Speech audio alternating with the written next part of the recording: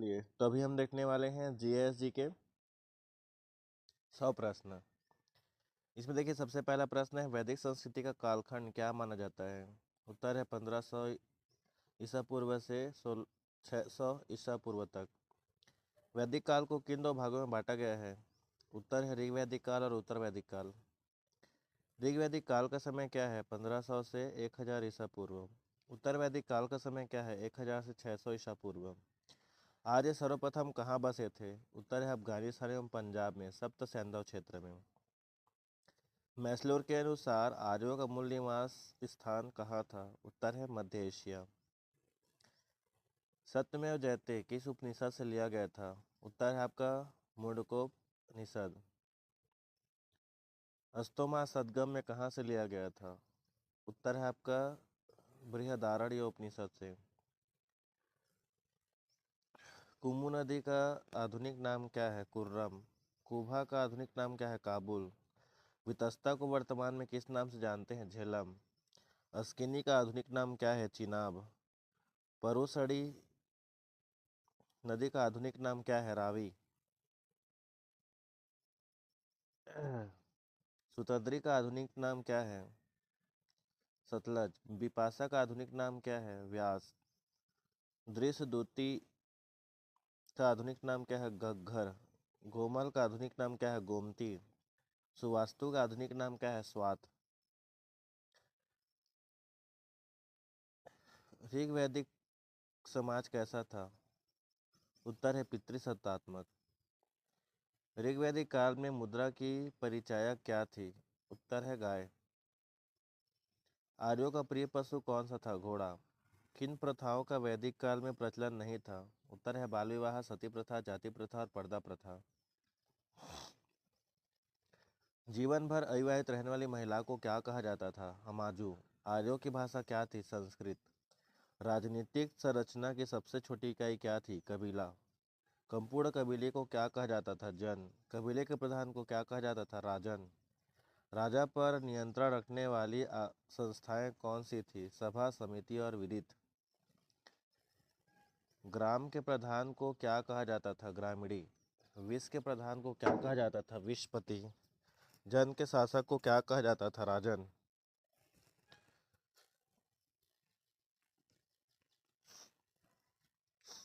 ऋग्वैदिक काल का सबसे महत्वपूर्ण देवता कौन था? उत्तर है इंद्र पुरंदर। युद्ध का नेता एवं वर्षा का देवता किसे माना जाता था? इंद्र। देवता और मनुष्यों के बीच संबंध कौन के बीच मध्यस्थ कौन थे? अग्नि। समुद्र का देवता और विश्व के नियामक किसे माना गया? वरुण। ऋग्वैदिक काल की सबसे पवित्र नदी कौन सी थी? सरस्वती। आंधी तूफान का देवता किसे कहा जाता था? मारुत। आकाश का सबसे प्राचीन देवता कौन सा था? देव। प्रगति एवं उत्थान की देवी कौन थी? उषा। वनस्पति का देवता किसे माना गया? सोम। विपत्तियों को हरने वाला देवता कौन थे? अश्विन। पशुओं का देवता किसे कहा जाता था? पूषण। उत्तर वैदिक सभ्यता का विस्तार कहाँ तक था? विदेही तक। उत्तर वैदिक काल की प्रमुख रचनाएं कौन कौन सी थी? सामवेद, यजुर्वेद, अथर्ववेद, ब्राह्मण, आरण्य, उपनिषद। उत्तर वैदिक काल में किस राजनीतिक व्यवस्था का उदय हुआ? जनपदी व्यवस्था। राजाओं ने इस काल में कौन सी उपाधि धारण की? सम्राट और चक्रवर्ती। किस काल में इस काल में स्त्रियों की स्थिति कमजोर हुई? उत्तर वैदिक काल में। वर्ण आधारित जाति प्रथा का उदय कब हुआ? उत्तर वैदिक काल में। उत्तर वैदिक काल में व्यापार किस माध्यम से होता था? वस्तु विनिमय द्वारा। लोहे के उपकरण का विकास किस काल में हुआ? उत्तर वैदिक काल में। उत्तर वैदिक काल के मृदभांड क्या कहलाते थे? चित्रित धूसर मृदभांड, पीजीवी।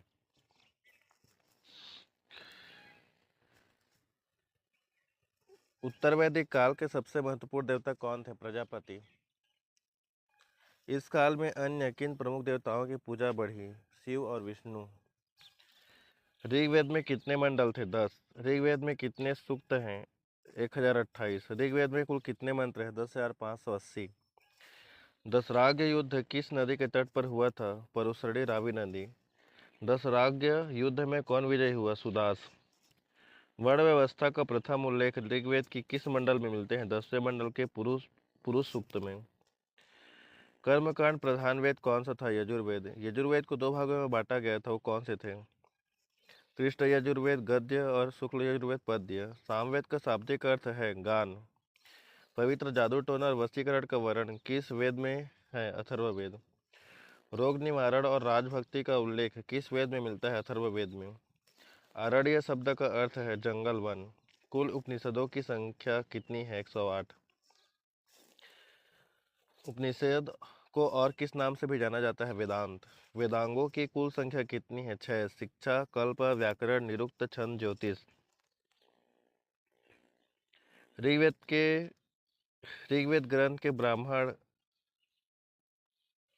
कौन से हैं? कौशितकी और ऐतरेय।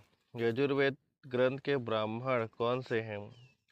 तैत्तिरीय और शतपथ। सामवेद के ब्राह्मण कौन से हैं? पंचविंश तांडव। अथर्ववेद का एकमात्र ब्राह्मण कौन सा है? गोपथ। ऋग्वेद का उपवेद क्या है? आयुर्वेद धन्वंतरी। आयुर्वेद का उपवेद क्या है? धनुर्वेद विश्वामित्र। सामवेद का उपवेद क्या है? गंधर्ववेद नारद। अथर्ववेद का उपवेद क्या है? शिल्पवेद विश्वकर्मा। ऋग्वेद के पुरोहित को क्या कहा जाता है? होत्री होता। यजुर्वेद के पुरोहित को क्या कहा जाता था? अर्धवयु। सामवेद के गायन करने वाले पुरोहित को क्या कहा जाता था? उद्दाता। अथर्ववेद के पुरोहित को क्या कहते थे? ब्रह्मा। सांख्य दर्शन के प्रवर्तक कौन थे? कपिल। सबसे प्राचीन दर्शन कौन सा माना जाता है? सांख्य दर्शन। योग दर्शन के प्रवर्तक कौन है? पतंजलि। वैशेषिक दर्शन के प्रवर्तक कौन थे? कणाद। न्याय दर्शन के प्रवर्तक कौन है? गौतम। पूर्व मीमांसा के प्रवर्तक कौन है? जैमिनी। उत्तर मीमांसा के प्रवर्तक कौन है? बादरायण। व्यास। पुराणों के रचनाकार कौन माने जाते हैं? लोमहर्ष एवं उग्रश्रवा। पुराणों की कुल संख्या कितनी है? 18। सबसे प्राचीन पुराण कौन सा है? मर्त्यस्य पुराण। विष्णु के 10 अवतारों का उल्लेख किसमें प्राप्त हुआ है? मर्त्यस्य पुराण में। रामायण के रचनाकार कौन है? महर्षि वाल्मीकि। रामायण का अन्य नाम क्या है? चतुर्विंशति सहस्त्री संहिता। रामायण में श्लोकों की संख्या कितनी है? 24,000। महाभारत के रचनाकार कौन है? महर्षि वेदव्यास। महाभारत का पुराना नाम क्या है? जय संहिता। महाभारत में श्लोकों की संख्या कितनी है? 1,00,000। शत सहस्त्री संहिता।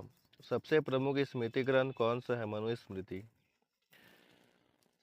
सूत्र साहित्य कल्प सूत्र के 3 भाग कौन से हैं? श्रौत, गृह और धर्म। स्मृति ग्रंथों का विकास किससे हुआ है? सूत्र साहित्य से। तो आज के लिए इतना ही, मिलता है अगले वीडियो में, तब तक के लिए बाय बाय।